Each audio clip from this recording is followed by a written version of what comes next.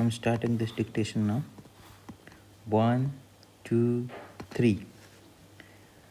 Mr. Chairman, I support this resolution very strongly, but my doubt is whether the environment required for successfully carrying it out can be created in the country.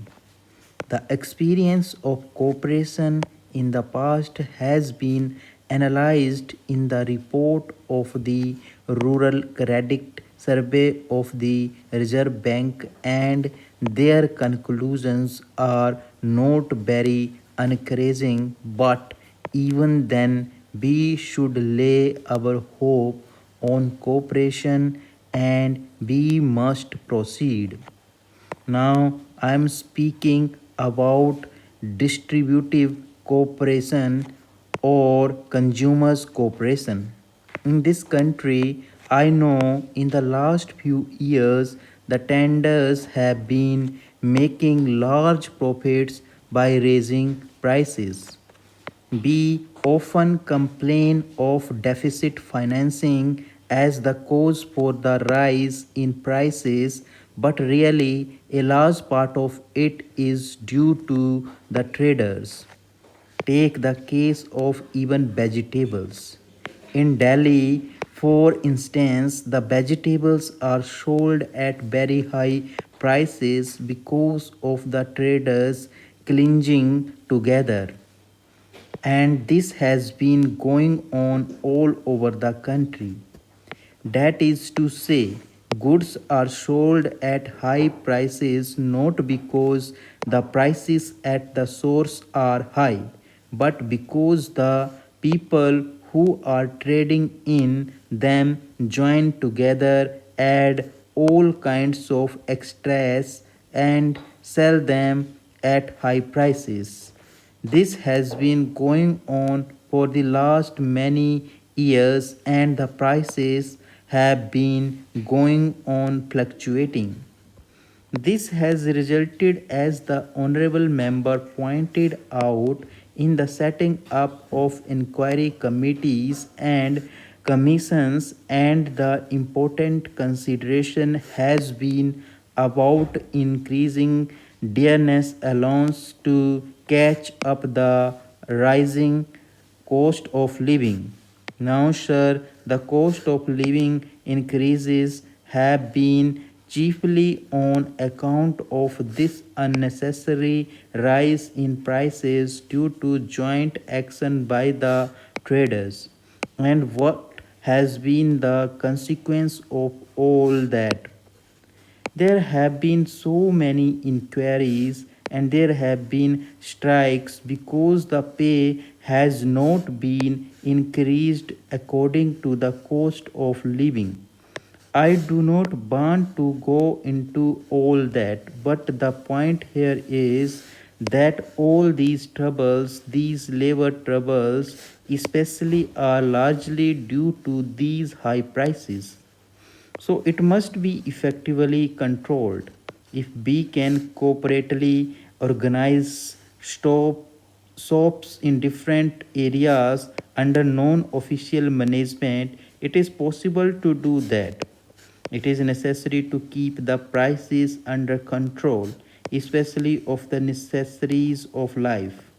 The Honorable Member mentioned various articles. First of all, food grains are the most important.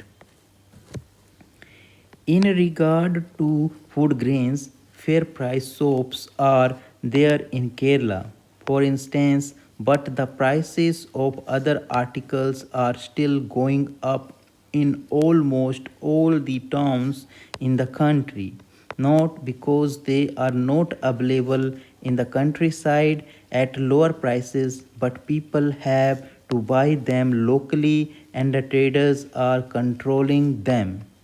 The same is the case with clothing also.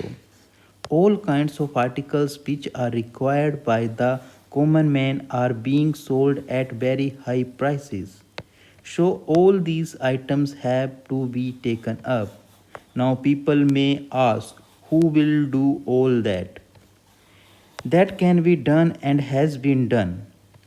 I have got experience of Madras for nearly 20 years.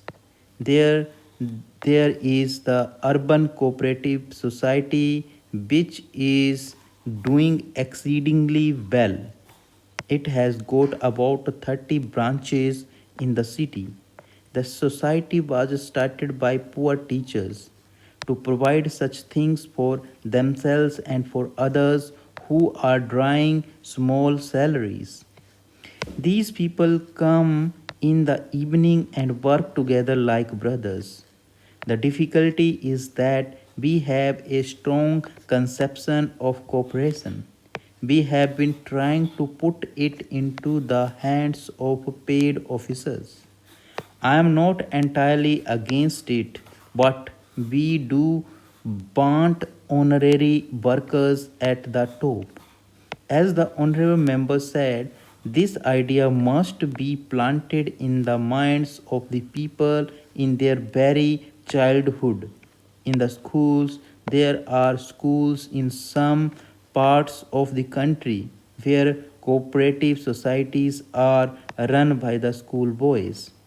They make their own cooperative purchases and sales. In my opinion, therefore, the whole thing must start in school and colleges. Their all purchases must be made on cooperative basis and thereby the very idea of cooperation must be put into the young mind. By practical experience, they must be taught. They will then develop into most useful honorary workers afterwards. I have been speaking about the cooperation, that is to say, distributive cooperation, but we can go further. Even in productive cooperation, we could do a lot. There is plenty of waste land in the country.